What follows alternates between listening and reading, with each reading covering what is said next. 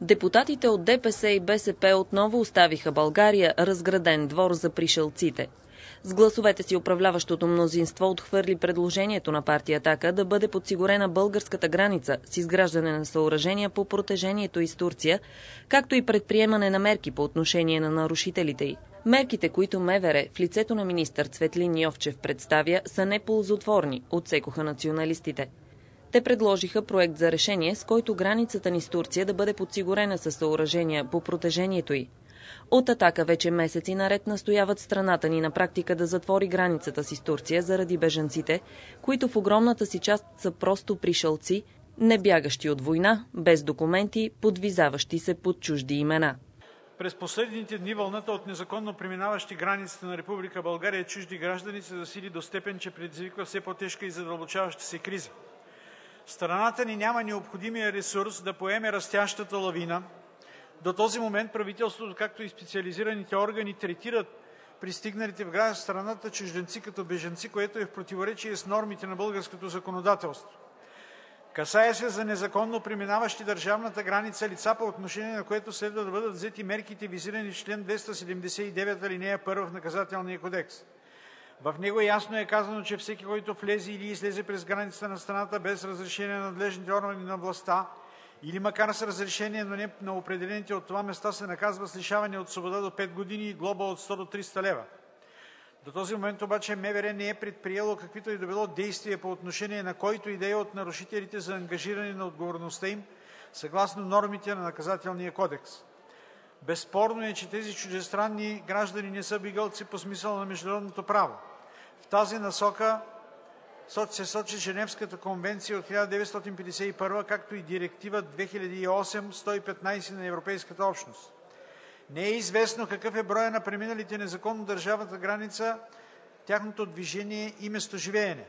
В българските градове и села пребивават, както е видно от всички български граждани, неидентифицирани лица от чуждестранен произход, които често участват или осъществяват нарушения и престъпления съгласно българското законодателство, застрашаващи националната сигурност на страната. Занапред правителството трябва да вземе мерки по отношение на новопристигащите нарушители на българската граница за тяхното недопускане на територията на страната и незабавното им екстрадиране обратно след тяхното залавяне. Следва правителството решително да преосмисли своята политика и да предприеме необходимите мерки по издирване на всички незаконно преминали държавната граница чуждестранни граждани и повдигането по отношение на тях обвинения съгласно член 279, алинея 1 от Наказателния кодекс, след което трябва да бъдат осъществени мерки за екстрадирането им. Явно е, че състоянието на държавната граница е такова, че се налага да се вземат допълнителни мерки за нейната охрана. Следва да бъдат изградени защитни съоръжения не само на определени части, а по отношение на цялото протежение на границата ни с Република Турция. Затова ние предлагаме проекторешение на Народното събрание за предприемане на мерки по отношение на нарушителите на държавната граница, както и изграждането на защитни съоръжения по протежение на цялата държавна граница с Република Турция. Народното събрание на основание член 86, алинея 1 от Конституцията на Република България реши: първо, възлага на Министерския съвет да предприеме всички необходими действия за спазване и реализиране разпоредбата по член 279, алинея 1 от Наказателния кодекс по отношение на незаконно преминаващите държавната граница лица, както и по отношение на такива, които са я преминали и се намират на територията на Република България. Второ, възлага на Министерския съвет да предприеме и осъществи всички необходими действия за експулсиране на лицата, преминали противозаконно българска граница в нарушение на член 279, алинея 1 от Наказателния кодекс, находящи се на територията на Република България. И трето, възлага на Министерския съвет да осъществи изграждането в ускорени темпове на защитни съоръжения по цялото протежение на държавната граница с Република България. Благодаря ви за вниманието. Единствен депутат от ГЕРБ взе отношение по темата. Бихте могли да акцентирате, колеги от „Атака“, за един по-голям проблем, който тук не го засягате, че 90% от преминалите в момента нелегално последните 5-6 месеца български граници се представят с различни имена, с различни самоличности и много трудно в една африканска държава да се докаже това лице Хикс ли е, Y ли е. По-скоро бихте могли да инициирате една законодателна инициатива, че такова лице, което преминава границата, идва в България, иска статут на подкрепа, но лъжи нашите органи, не се представя коректно, не би трябвало да му се предоставя статут. Уважаеми господин председател, уважаеми колеги, уважаеми господин Дедев, благодаря ви, че ще подкрепите нашето предложение, но моята реплика е в две насоки. Първото е, че вие не сте прав, когато казвате, че проблема бил законодателен и така наречените бежанци искали хуманитарен статут. Не, това са пришълци. В съседната ни Турция не се водят военни действия, те не са прогонени оттам, просто са дошли доброволно, така че няма никакво основание да се променя законодателството, то си е добро и сега, просто трябва да се спазва закона. Това е по първото ви възражение. По второто, защо е важно да ангажираме Народното събрание с проект за решение? Ами ще ви кажа защо. Защото ние вече от партия „Атака“ се наслушахме на обещания на вземане на мерки. Ще ви върна малко хронологично назад. През 2009 година партия „Атака“ постави въпроса за подобно защитно съоръжение не само заради пришълците, а и заради върлуващия ШАП. Тогава управлението на ГЕРБ така великодушно се съгласи и възприе идеята. През 2011 година беше гласуван проект за изграждане на защитно съоръжение, този път не за пришълци, а за ШАП, за което беше изготвен проект на стойност 570 хил. лева. Тези държавни пари бяха платени от областната администрация в Бургас на консорциум, който изготви този проект. Това стана през 2011-2012. Дребен проблем е, че през март 2012 година се състоя съвместно заседание на турското и българското правителство, след което веднага беше даден заден ход. Ще ви цитирам: проекта за защитно съоръжение беше отменен с правителствено решение, като мотивите, забележете, са екологични. Имало 4 вида зайци, кафяви костенурки, това твърди Бойко Борисов, и затова проектът беше потулен. А всъщност истината е, че е под давление на Турция. Сега отново се чуват такива реплики, че трябва да се съгласува трасето на новото съоръжение, пак с Република Турция. Така че по-добре парламентът да се ангажира и да възложи на Министерския съвет да направи всичко необходимо, за да се реши проблема веднъж завинаги. Благодаря ви. Уважаеми дами и господа, аз също искам първо да благодаря за подкрепата на колегата от ГЕРБ, господин Дедев, и да внеса някои щрихи в картината, които показват защо е необходимо решение, строго решение на Народното събрание с конкретни мерки, които да бъдат измеряеми и ограничени във времето, да протичат по някакъв график, за да можем ние да следим дали те се изпълняват и на какъв етап са във всеки един момент. Първо, което искам да кажа, че и сега според българското и международното законодателство хора, преминали нелегално границата, хеле пък с фалшива идентичност, не подлежат, нямат право да кандидатстват за бежански или хуманитарен статут. Още повече, че идват от една държава, Турция, където нищо не заплашва живота и свободите им. Турция е призната, харесва ни или не, за толкова демократична държава, че да бъде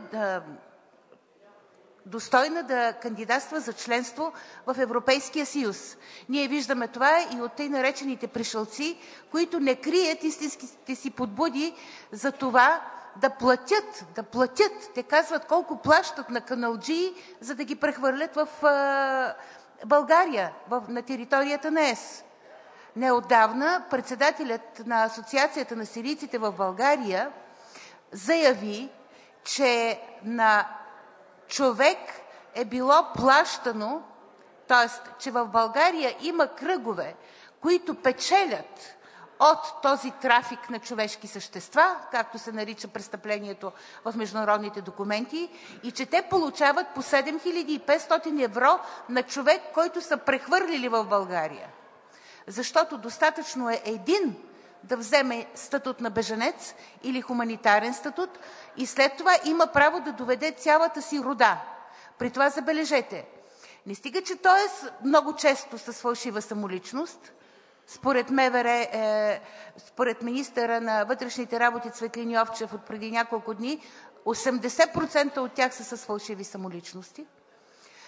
Не само той е с фалшива самоличност, но никой не проверява, нито прави ДНК анализ за това дали родата, която той декларира, че иска да внесе в България, са наистина негови роднини. Така всеки един може да доведе в България 10, 15, 20 човека, няма ограничение. И така да си вкараме на порции цялата Ал-Кайда или цялата Джабхат Ал-Нусра. Ето за това е необходимо правителството да излезе с конкретни мерки. Съжалявам, но плана на Цветлин Йовчев не предвижда такива. Не случайно хората го нарекаха трябваще. И още нещо искам да кажа. Клоновете, за които говорите, са на 3 км навътре в границата. По българо-турската граница, поне от 260-270 пирамида, на изток към Резово, клона още стои и изпълнява функциите на чудесно медико-ветеринарно съоръжение, което спира контрабандата и дивите животни. Но е необходимо да се направи стоманена и бетонна ограда именно по браздата, защото само така те могат да бъдат спрени. Благодаря ви за търпението. Благодаря ви, господин председател. Уважаеми господин Дедев, надявам се подкрепата да не е само от вас, да от цялата парламентарна група на ГЕРБ. Излизам на реплика, за да ви разкажа една история от преди седмица, която ми бе разказана във Варна при едно от моите посещения. Става въпрос за едно семейство на полицаи, тъй като от Варна са командировани 200 полицаи на границата, за да пазят границата. И в момента живата верига, която се ползва, е полицаи, които седат на отстояние 30 метра един от друг. Това, което семейството ми разказа, няма да спестя, ще кажа, че те даже са членове на ГЕРБ.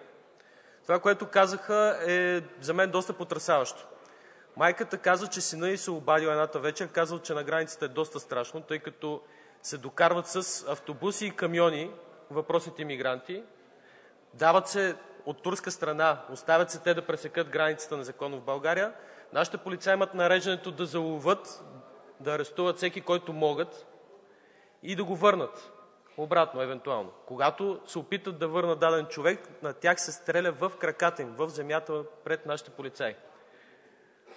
Това е много притеснително. Другото, което ако трябва да говорим за граница, аз смятам, че тази граница трябва да я подсигурим още повече и от гледна точка на това, че тя е външна за Европейския съюз. Границата ни с Гърция и с Румъния не е такава. Но тази с Турция определено е такава. Затова едни защитни съоръжения, макар и ограда, биха били за предпочитане, отколкото гола бразда и жива верига от полицаи, които да седат там и действително да рискуват живота си. Защото сега във Варна се очаква да има ново постъпление от 200 души, които да отидат на ротационен принцип, да сменят колегите си и представете си каква е психическото натоварване върху тези хора долу на границата. Благодаря ви. От БСП и ДПС, както и останалата част от присъстващите в залата от ГЕРБ, почти не участваха в дебатите. А проблемът вече е ежедневен, що се касае за престъпност, заяви по повод проблема с така наречените бежанци депутатът от партия „Атака“ Павел Шопов. Ние бихме подкрепили и приветстваме евентуално решение в тази връзка, внесено от която и да е друга политическа сила. Това, което обаче на вниманието ни днес е нашето проекторешение, което сме внесли преди около месец и което е второ по тази тема. Ние продължаваме от „Атака“ да твърдим, че това е проблем номер 1 в България, проблема с бежанците, както ги наричате вие, и пришълците, както ги наричаме ние от „Атака“. Без значение как ги наричаме, проблемът вече е ежедневен, що се касае до престъпност. Не минава ден, в който да няма съобщение за извършени престъпления от тези лица, за бунтове тяхни, за сбивания, проблеми, свързани с недоволството на българските граждани, с протести в различни части на страната. Няма да изброявам.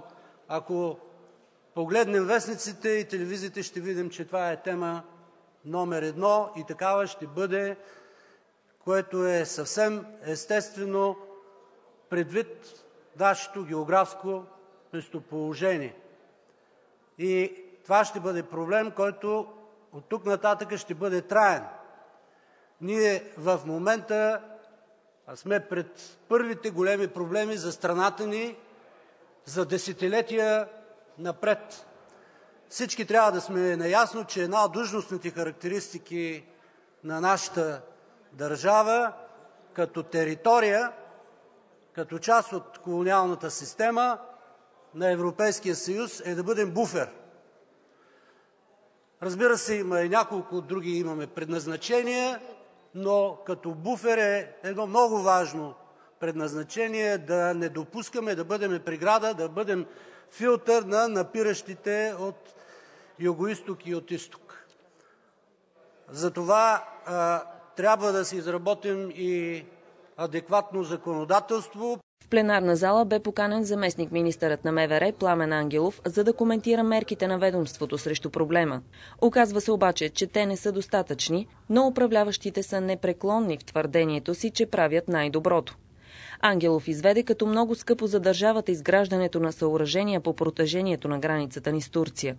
Ако направим една калкулация за минимална калкулация, колко би струвало изграждането на подобно съоръжение по цялата дължина на границата, а именно 274 км, това прави приблизително минимум 54-55 милиона лева и срок за изграждане не по-малко от 18 месеца.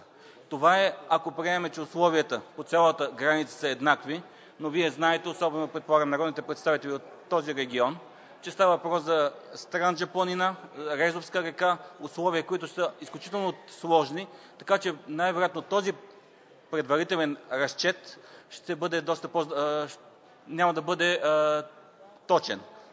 Традиционно активна в дебатите беше Магдалена Ташева от партия „Атака“.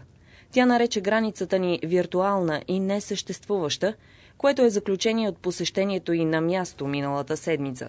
Една стена, дълга 250-260 км по границата с Синай, струваше на Израел $71 милиона. Тоест, аз не разбирам как нашите хора са изчислили тези 30 милиона за някакви или там колко милиона за някакви си 30 километра. Частични стени наистина няма да решат проблема, защото, както видяхме, в областта на Елхово, в момента, в който ние направихме жива верига от полицаи, там трафика спадна, но се премести при река Резовска. Нали? И даже кмета на Резово потърси помощта на централните медии, за да обясни за какъв наплив на Алкайда, както казаха там, става дума.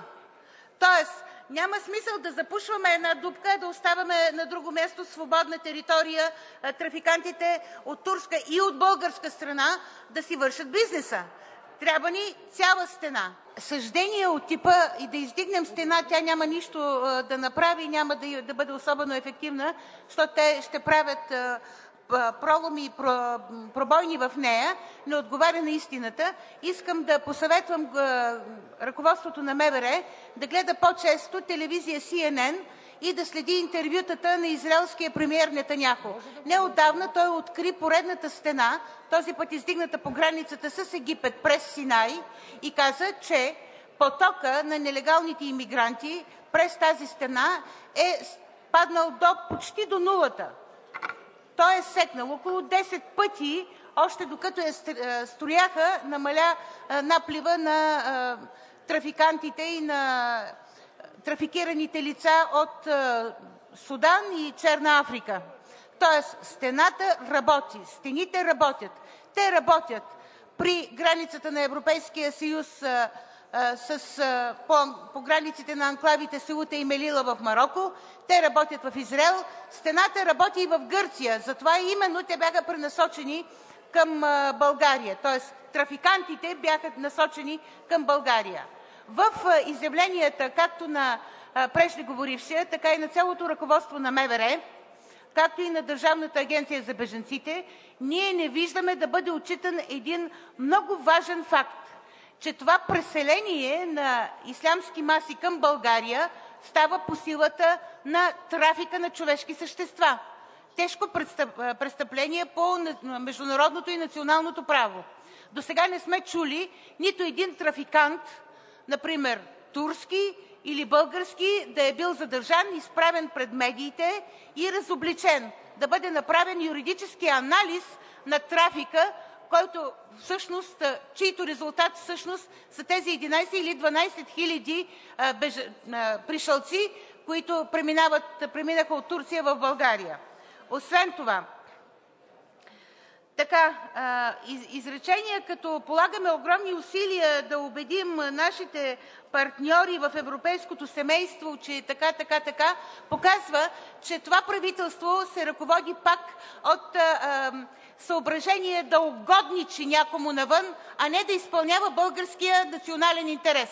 Така тълкувам аз и извинителните нотки в изложението на замминистъра, че той се бил срещал с валията на Одрин и обсъждал трафика на нелегалния през границата, че каква дума може да има валията на Одрин или областния управител на коя да е друга чужда държава, когато ние трябва да защитим нашия национален интерес.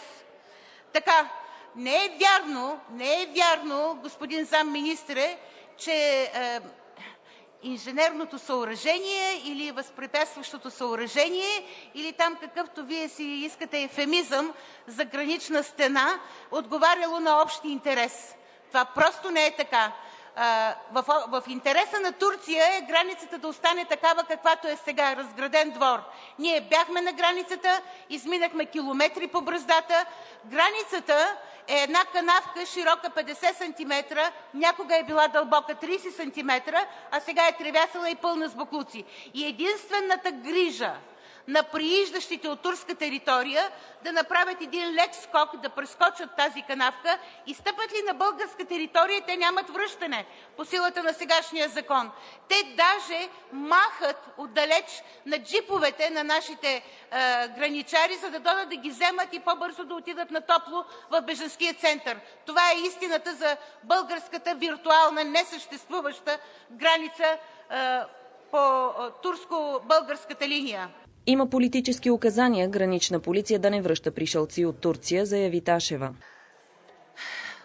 Има политически указания, това е мое лично впечатление, политически указания нашите полицаи, гранични полицаи, да не връщат нахлуващите от Турция маси, а само да ги хващат, да ги залавят, да им вземат пръстовите отпечатъци, снимка, профил ФАС, там някакво име да запишат, каквото пришелеца си измислил, защото почти никога не е неговото собствено, и да ги пращат веднага към дирекция миграция. Значи, гранична полиция има правото да задържи тези пришълци само за 24 часа.